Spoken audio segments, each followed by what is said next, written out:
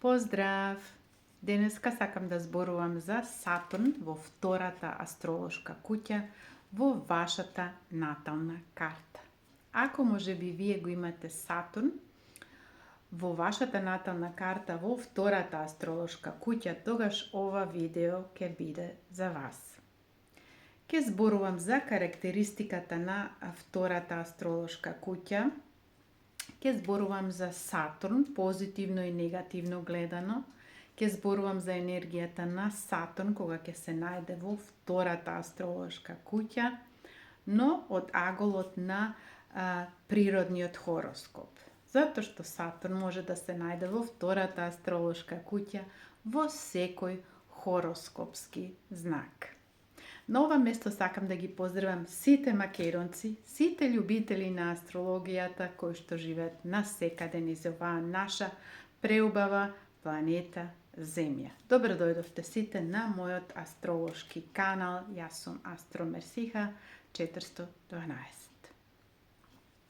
Втората астролошка куќа зборува за нашиот систем на вредност. Зборува за нашиот потенцијал, за нашиот талент, за нашите ресурси. Значи, кој талент ние во нас го носиме и на кој начин ние ствараме финанси, на кој начин ние умееме да заработуваме. Значи, што нудиме, што е тоа ние што можеме, со што можеме ние да заработуваме и да добиваме добри финанси. За тоа, значи, зборува втората астролошка куќа. Сатурн е една енергија, деструктивно гледано, која што може да не блокира, да не ограничува, ни поставува граница. Деструктивно гледано, уште Сатурн може да ни донесе една врста на меланхолија, на големи депресии. Сатурн може да донесе една врста на голем страв. Сатурн од кармичката астрологија исто една врста на еден кармички терет, кој што можеби сме го донеле во оваа инкарнација, ако го имаме, например, Сатурн во втората астролошка куќа. Сега, ако тие две енергии ги поврземе, значи Сатурн и втората астролошка куќа, значи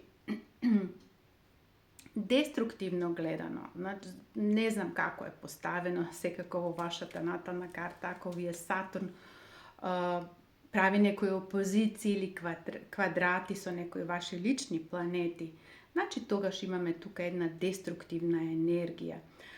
Што значи тоа можеби Сатурн ве ограничува во финансиите.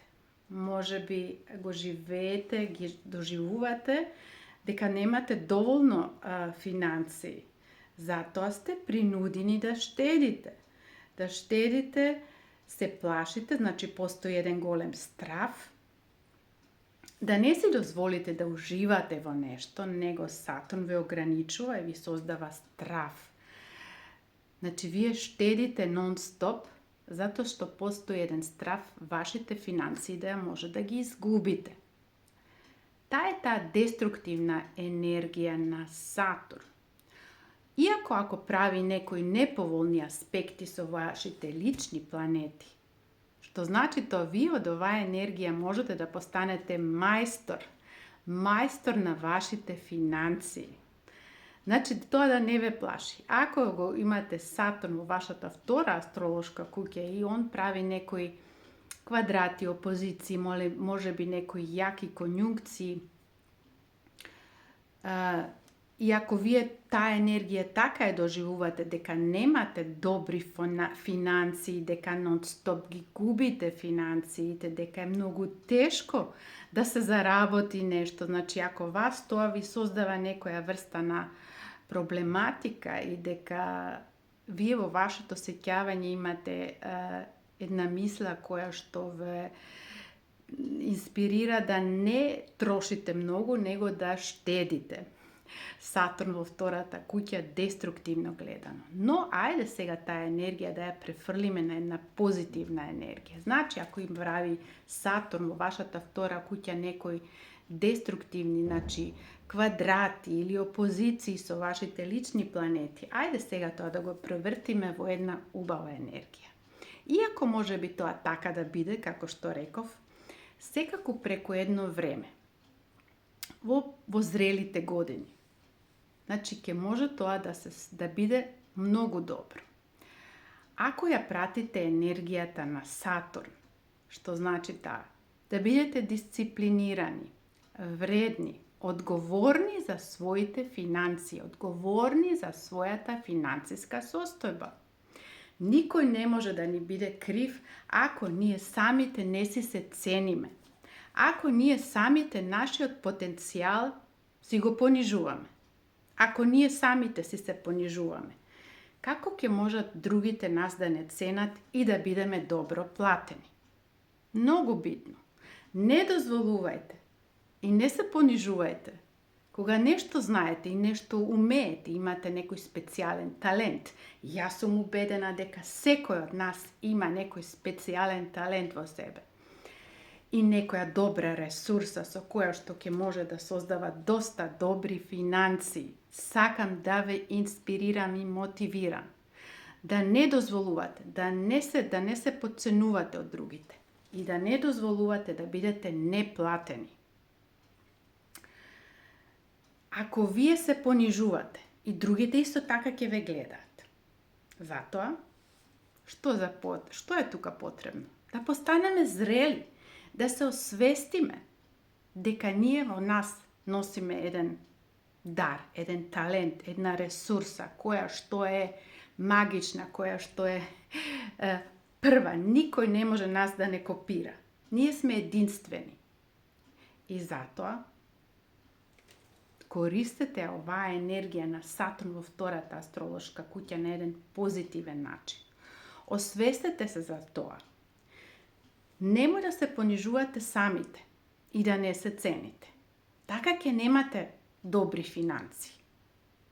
Значи, освестете го тој ваш потенцијал, тој талент и дозволите си да уживате едноставно. Да добиете една енергија со која што ќе зрачите позитивно, една енергија со која што секој ќе може да ве цени и ќе бидете добро платени.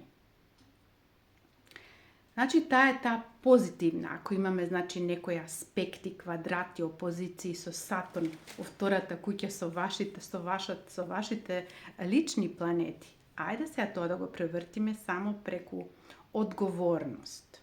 Бидете одговорни за вашите финансии. Никој друг ќе не може тоа наместо вас да го направи. Бидете одговорни за вашите финансии. Бидете дисциплинирани. И само на тој начин ќе можете да создадете добри финансии кои што ќе можат да трајат доста долг период. Се надевам дека ова ќе биде корисно за вас и следат понатамо следните видеа со Сатурн во другите астролошки куќи. Кој е заинтересиран за една лична анализа на својата натална карта, тука сум за вас. Голем поздрав од мене и секое добро!